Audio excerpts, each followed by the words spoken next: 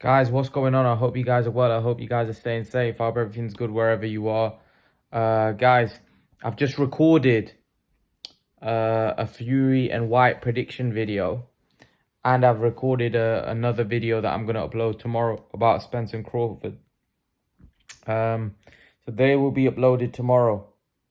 I want to talk about Bob Arum's comments about him saying Canelo is the best fighter in the sport. What did I make about his comments?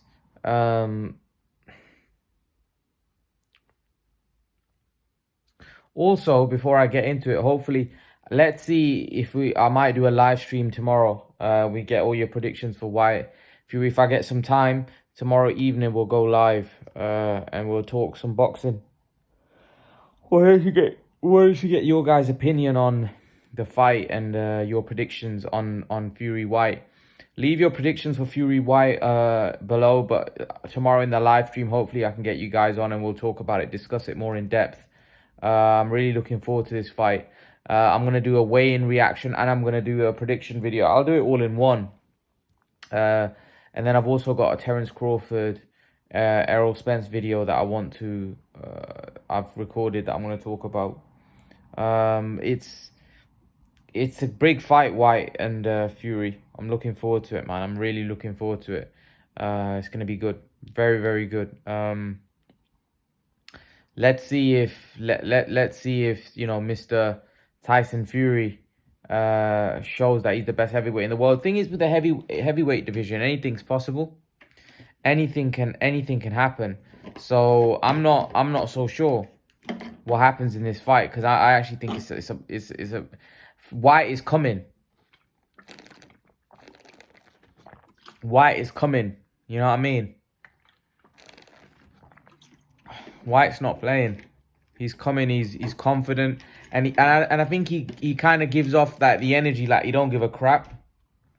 White don't give a crap at all. You know, he's coming. He's coming to break bones. So this is going to be a proper fight.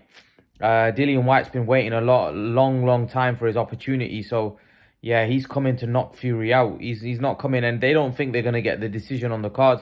I don't think he can anyway. I think Fury's too good a boxer for him. So I think he's going to have to go in there and make it a rough and tough, horrible fight.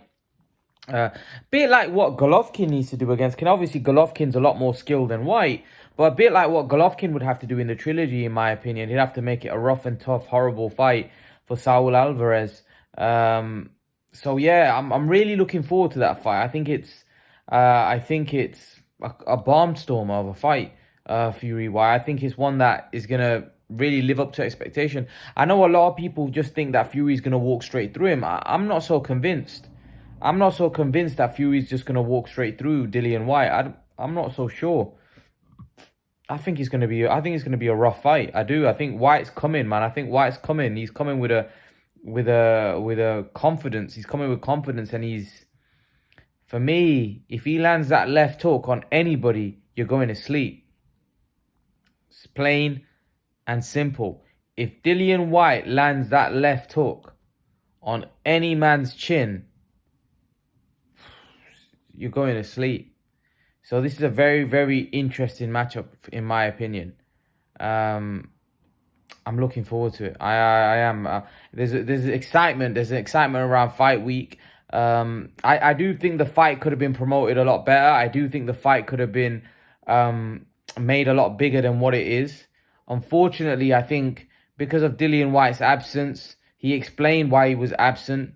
There's a lot going off in the background, and he didn't want to waste necessary time when he didn't need to be somewhere. But the thing is, I do think it's hurt the fight. You know, I do think it's hurt the promotion a little bit. Because I do think if they were around each other more, there would have been more beef. And when there's more beef, it always helps sell pay-per-view. I actually thought that, you know, the press conference would be a lot more lively than what it was. But I actually think that, you know what, Dillian White had a massive entourage that he brought. And Fury probably played it clever, and he didn't want to get, you know, he didn't want nothing kicking off. Because he probably knows what Dillian's like. So he probably thought, nah, you know what? Save this for another another press conference or another event. I don't think Tyson Fury wanted to get involved. Hence why, if you look at it, Tyson Fury was very respectful from the start. I actually thought he may go, especially the way he was building up, because he was kind of, with all the stuff that he was doing with the knickers and putting Dillian White in knickers on Instagram and stuff. But it was very respectful. There was no disrespect from either guy, really. There was no disrespect from both sides. They were all very respectful. And yeah, it was quite dull for what we expected. I think the thing that stood out is John Fury almost trying to go at Dean White. I think that was what really stood out. Apart from that, really, when you think about it, there wasn't really a lot between the two. But yeah, moving on from that, talking about Canelo and what Bob Arum had to say. Bob Arum saying that Canelo's the best fighter in the sport. What do I make of Bob Arum saying that Canelo's the best fighter in the sport? I think he is. I think he deserves it. I think his resume, and Bob Arum said anyone that doesn't, say that Canelo Alvarez isn't the best fighter in the sport don't know shit about boxing. And I'd have to agree. I think Jamel Charlo also kind of gave Canelo his flowers. I think Canelo is the best fighter in the sport. I think he is the number one guy, and I think he deserves that respect. I don't think he gets enough respect, Canelo. I know I talk a lot about him, but I don't think he gets enough respect for what he's done for the sport, how he's grown the sport. And personally, in my personal opinion, I think he is the best fighter in the sport. Someone was asking me the other day, what's the criteria for pound? This is my criteria: skill, resume, and achievements. So when I mean achievements, I mean titles won. How many titles have you won? How many weight classes have you conquered? What are your skills? What are your skills to the eye? And how deep your resume is. Canelo Alvarez has an argument for all three at number one. So Canelo Alvarez, you could say his skills are possibly the best in the sport. Now that is alongside Crawford. I think that's questionable. I think there's other guys out there like Crawford that you could say, going off the eye test, he may just be just as skilled, if not more. Then we go on to resume. Without question, Canelo's resume is the best in the sport, right? There's no question, doubt in that. Canelo Alvarez's resume is the best resume in boxing. I don't think there's any resume that supersedes his resume. Achievements. I don't think there's any fighter with more achievements than Canelo Alvarez, more titles won. I don't think you can say so. Canelo Alvarez, undoubtedly, in two of those three criterias, is number one. And even skill, he's up there. Potentially could be number one or number two. Him and Crawford, for me, stand out. And Usyk, by the way. I think Usyk is a phenomenon as well. I think it's between them three, skill-wise. I know people are getting very excited with Spence's performance. I need to see more from Spence. Look, I'm a big Spence fan. I think Spence is special. But I think I need to see a little bit more from Errol Spence before I start putting him up there with Crawford, Usyk, and... Crawford and Canelo. Until, for me, he does a bit more, becomes undisputed or goes up. I'm holding fire on Errol at this particular time. I'm not putting him in the same category as Usyk, Canelo, and Crawford. But yeah, that's my criteria for pound. That's my criteria. I feel like skill, resume, and achievements. I feel that should be what's considered. And how recently you've done what you've done. If you did something 7 years ago, I don't think that should count. Like Tyson Fury, a lot of people saying, why is he in a pound-for-pound list? Mike Coppinger had him number 4 on his list. And people were saying, well, why is he on a pound-for-pound list? For me, personally, Tyson Fury, has he done a lot? He's beaten one guy in Deontay Wilder. I don't think he's beaten enough. I think there's many guys out there that have been doing a lot, been fighting a lot of top competition. Now, Fury, for me, on the eye test is special, right? His resume is average for me. There's 2 names on there, really. His achievements, he's won every belt, so he's achieved a lot. He's won every belt.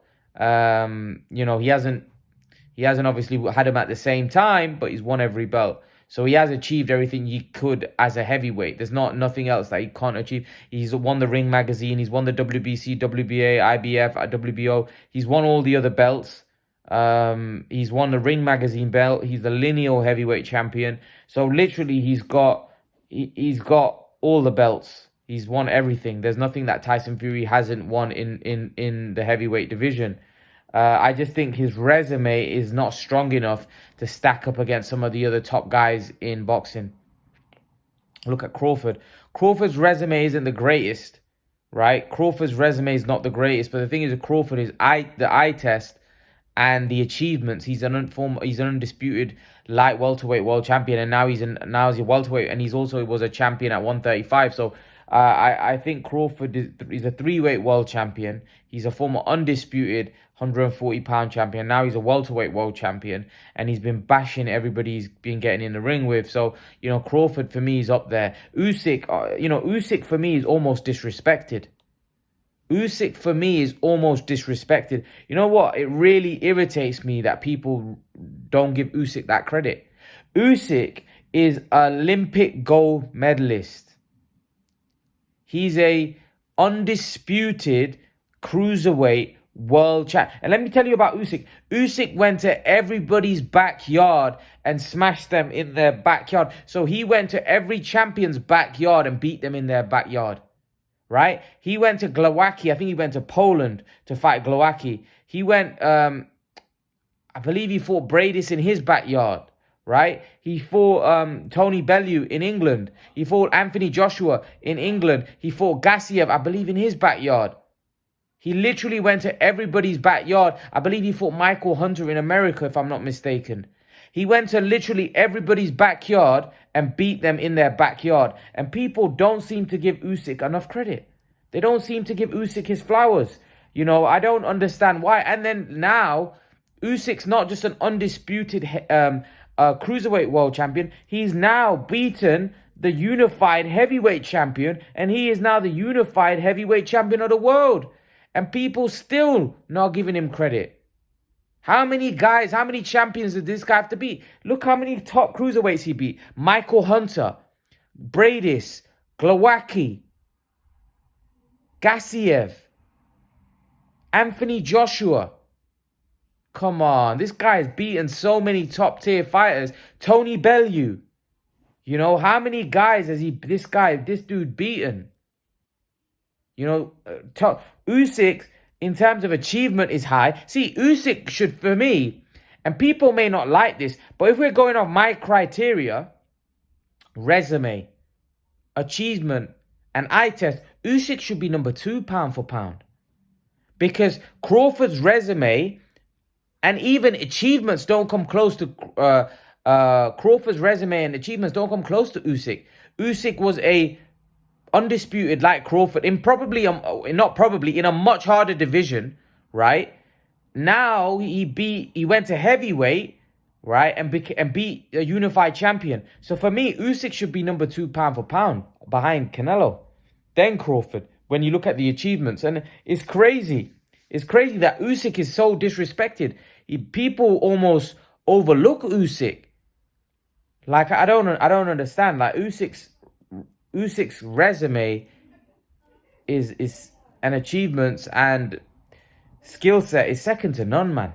It's second to none. I don't think he gets his flowers, but you know, hopefully, you know, I believe he's capable of becoming the undisputed heavyweight champion. But we'll have to wait and see. Let's see what happens. But yeah, Usyk is very disrespected in my opinion. But leave your thoughts, guys, and let me know what you think, and I'll see you guys in the next video. Peace.